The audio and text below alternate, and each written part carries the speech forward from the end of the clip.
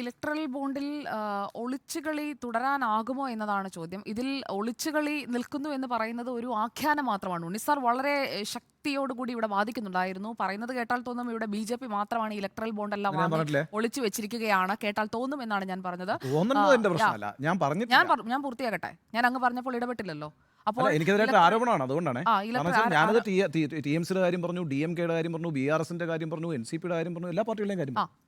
അപ്പോൾ ഇതിൽ ഒളിച്ചുകളി നടത്തുന്നത് അങ്ങനെയാണെങ്കിൽ ബി.ജെ.പി. മാത്രമല്ലല്ലോ. ഈ ബോണ്ട് വാങ്ങിയ എല്ലാ പാർട്ടികളും ഒളിച്ചുകളി നടത്തുകയാണ്. അങ്ങനെയാണെങ്കിലേ ഒരു ഒളിച്ചുകളി എന്ന് പറയാൻ കഴിയുകയുള്ളൂ. അല്ലാതെ ഒരു പാർട്ടി മാത്രം ഒളിച്ചുകളി നടത്തുന്നു എന്ന് പറയാൻ കഴിയില്ല എന്നുള്ളതാണ് എന്റെ ടേക്ക്. അപ്പോൾ ഒളിച്ചുകളി ഉണ്ടെങ്കിൽ അതിൽ കോൺഗ്രസ് അടക്കമുള്ള പാർട്ടികൾ വാങ്ങിയ ബോണ്ടുകൾ ആരുടെയൊക്കെ കയ്യിൽ നിന്നാണ് എന്ന വിവരങ്ങളും പുറത്തു വരട്ടെ. ഇവിടെ പറഞ്ഞതുപോലെ ഈ അട്ടിമറി, ചാക്കിട്ട് പിടുത്തം അതൊക്കെ നടത്തിയത് ഒരു പാർട്ടി മാത്രമാണ് എന്ന രീതിയിൽ ഇതിനെ ചുരുക്കി കാണാൻ കഴിയില്ല. ഇവിടെ ഒളിച്ചുകളി എന്തെങ്കിലും ഉണ്ടെങ്കിൽ അത് പുറത്തു വരണം എന്ന് തന്നെയാണ് എന്റെയും അഭിപ്രായം. ഒളിച്ചുകളി ഇപ്പോൾ നടക്കുന്നില്ല. കാരണം ഹരീഷ് സാൽവെ ഇന്ന് കോടതിയിൽ പറഞ്ഞത് തന്നെ, SBIക്ക് വേണ്ടി ഹാജരായ അഭിഭാഷകൻ ഹരീഷ് സാൽവെ പറഞ്ഞത് ഈ വിവരങ്ങൾ നൽകാമെന്നാണ്. ഇതിൽ പ്രധാനപ്പെട്ട കാര്യം എന്താണ്? ഈ ബോണ്ടുകളുടെ ന്യൂമറിക് നമ്പർ. ആ ന്യൂമറിക് നമ്പറാണ് വളരെ പ്രധാനപ്പെട്ടത്. അത് അക്ഷരങ്ങളും അക്കങ്ങളും ചേർന്നുകൊണ്ടുള്ള ഒരു കോഡാണ്. ആ യുണീക്ക് നമ്പർ അത് അൾട്രാവയലറ്റ് റേസ് വഴി അങ്ങനെ മാത്രം ദൃശ്യമാകുന്ന സവിശേഷമായ നമ്പറാണ്. അപ്പോൾ ആ നമ്പർ എന്തിനാണ് ഇഷ്യൂ ചെയ്തത് എന്നുള്ളതാണ് ഇതിൽ പ്രധാനപ്പെട്ട കാര്യം. പിന്നെ ആ ബോണ്ട് ഇഷ്യൂ ചെയ്തതിനെ കുറിച്ചൊക്കെയുള്ള കാര്യങ്ങളിലേക്ക് നിങ്ങൾ പോയതുകൊണ്ട് ഐ എം നോട്ട് റിപ്പീറ്റിംഗ്, അതെല്ലാം ഞാൻ ആവർത്തിക്കുന്നില്ല.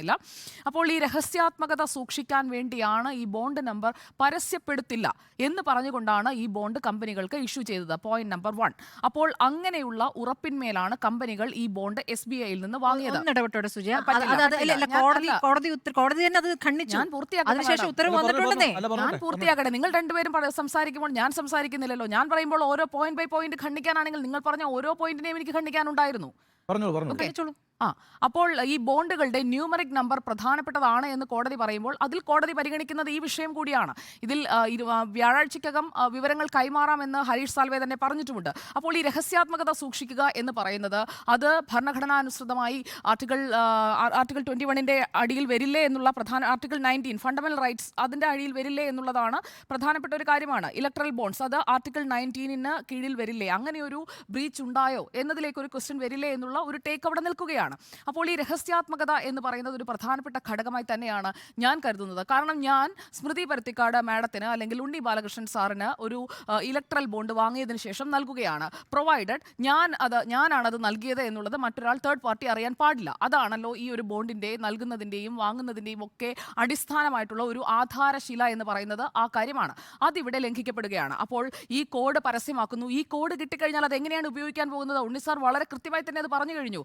അതായത് ജൂൺ 30 എന്ന് പറഞ്ഞു കഴിഞ്ഞാൽ അപ്പോൾ കിട്ടിയിട്ട് എന്ത് പ്രയോജനമെന്ന്. അപ്പോൾ പ്രയോജനം വേണ്ടത് ഇപ്പോഴാണ്. അതായത് ഇലക്ട്രൽ ബോണ്ട് വാങ്ങി നൽകിയ കമ്പനികളിൽ പിടിച്ചുകൊണ്ട്, നേരത്തെ പറഞ്ഞുകൊണ്ടിരുന്നത് അദാനി അംബാനി, ഇപ്പോൾ അദാനി അംബാനി ഒന്നുമില്ല, സാന്റിയാഗോ മാർട്ടിൻ, വേദാന്ത അങ്ങനെ നിൽക്കുകയാണ്. അപ്പോൾ അദാനിയെ പറഞ്ഞുകൊണ്ടുള്ള, അദാനിയിൽ പിടിച്ചുകൊണ്ടുള്ള രാഹുൽ ഗാന്ധിയുടെ ആരോപണങ്ങളെല്ലാം എവിടെയോ പോയി ഒളിച്ചു. ഇപ്പോൾ ഇലക്ട്രൽ ബോണ്ട് എന്ന് പറഞ്ഞുകൊണ്ടുള്ള രീതിയിലാണ് മുന്നോട്ട് പോകുന്നത്. പിന്നെ ഇന്ന് തുഷാർ മേത്ത സോളിസിറ്റർ ജനറൽ തന്നെ കോടതിയിൽ ആവശ്യപ്പെട്ട വളരെ പ്രധാനപ്പെട്ട ഒരു കാര്യമുണ്ട്. നിങ്ങളത് വിട്ടുപോയതുകൊണ്ട് ഞാനൊന്ന് കൂട്ടിച്ചേർക്കുകയാണ്. ഈ വിവരങ്ങൾ പുറത്തു വന്നു കഴിയുമ്പോൾ, ഈ യുണീക്ക് നമ്പർ അടക്കം പുറത്തു വന്നു കഴിയുമ്പോൾ അത് സമൂഹ മാധ്യമങ്ങളിൽ ഇട്ട് വിഴുപ്പലക്കില്ലേ? ഉണ്ടാകും, നിർബന്ധമായും ഉണ്ടാകും. ഇപ്പോൾ പല മാധ്യമങ്ങളും റിപ്പോർട്ട് ചെയ്യുന്നത്, അതായത് പല ഓൺലൈൻ സൈറ്റുകളും റിപ്പോർട്ട് ചെയ്യുന്നത് തന്നെ ആ രീതിയിലാണ്. ആരിൽ നിന്നൊക്കെ വാങ്ങി. അതിൽ നേരത്തെ ഞാൻ സൂചിപ്പിച്ചത് അതുകൊണ്ട് തന്നെയാണ് BJP-യെ മാത്രം പ്രതിക്കൂട്ടിൽ നിർത്തിക്കൊണ്ട് BJP-ക്ക് ആരൊക്കെ ബോണ്ട് നൽകി എന്നുള്ളതാണ് ചർച്ച ചെയ്യപ്പെടുന്നതും വാർത്തയാക്കുന്നതും എല്ലാം. കോൺഗ്രസിനെ കുറിച്ച് പറയുന്നില്ല, തൃണമൂൽ കോൺഗ്രസിനെ കുറിച്ച് പറയുന്നില്ല.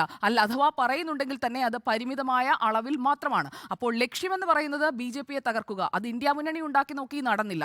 ഇനിയിപ്പോൾ ഇലക്ട്രൽ ബോണ്ടിൽ പിടിച്ച് തകർക്കാനാണ് നോക്കുന്നതെങ്കിൽ ഇലക്ട്രൽ ബോണ്ട് സുതാര്യത ഉറപ്പാക്കുന്നതിനായുള്ള ഒരു ഫണ്ടിംഗ് സംവിധാനമായി തന്നെയാണ് കോടതി ശ്രമിക്കുന്നതെന്നല്ലോ ഞാൻ പറഞ്ഞത്. ഈ വിവരങ്ങൾ സമൂഹ മാധ്യമങ്ങളിലിട്ട് വിഴുപ്പലക്കി അതിൽ നിന്ന് നേട്ടമുണ്ടാക്കാൻ ശ്രമിക്കുന്ന രാഷ്ട്രീയ പാർട്ടികളെയും ആ രാഷ്ട്രീയ പാർട്ടികളെ പിന്തുണയ്ക്കുന്നവരെയുമാണ് ഞാൻ പറഞ്ഞത്. അതിൽ മാധ്യമപ്രവർത്തകരും പെടുന്നുണ്ട്.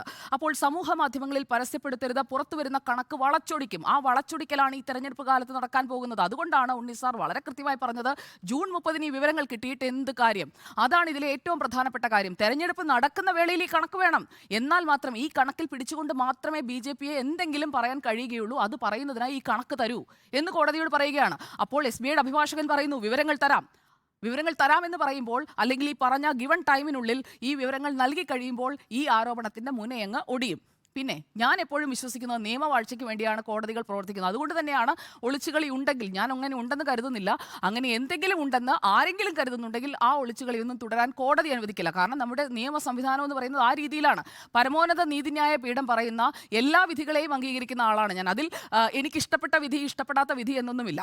അപ്പോൾ ഏത് വിധിയിലായാലും, അതിപ്പോൾ രാമക്ഷേത്ര നിർമ്മാണമായാലും ഇലക്ട്രൽ ബോണ്ട് ആയാലും സുപ്രീം കോടതി വിധിക്കുന്നത് എന്തോ ആ വിധിയെ അംഗീകരിക്കുന്ന ഒരാളെന്ന നിലയിൽ ഇതിലിപ്പോൾ കോടതി പറഞ്ഞത് ഇങ്ങനെയാണ്: 2019 ഏപ്രിൽ 12 മുതലുള്ള വിവരങ്ങൾ വരട്ടെ. ആ വിവരങ്ങൾ വരുമ്പോൾ അത് BJPയുടെ മാത്രം വിവരങ്ങളല്ലല്ലോ വരുന്നത്, കോൺഗ്രസിന്റെയും DMKയുടെയും തൃണമൂൽ കോൺഗ്രസിന്റെയും എല്ലാവരുടെയും വിവരങ്ങൾ വരട്ടെ. അപ്പോഴറിയാമല്ലോ ആരൊക്കെ ആരിൽ നിന്ന് പണം കൃത്യമായി വാങ്ങിയിട്ടുണ്ട്.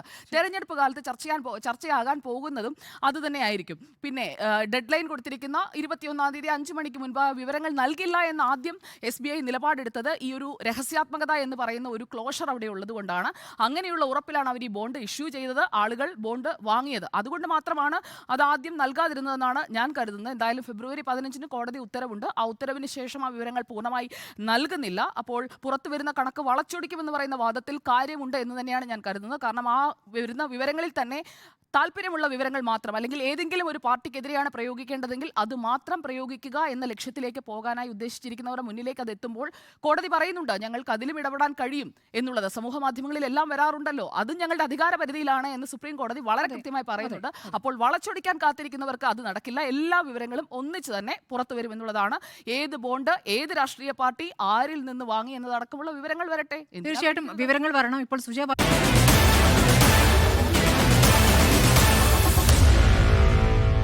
Meet the editors.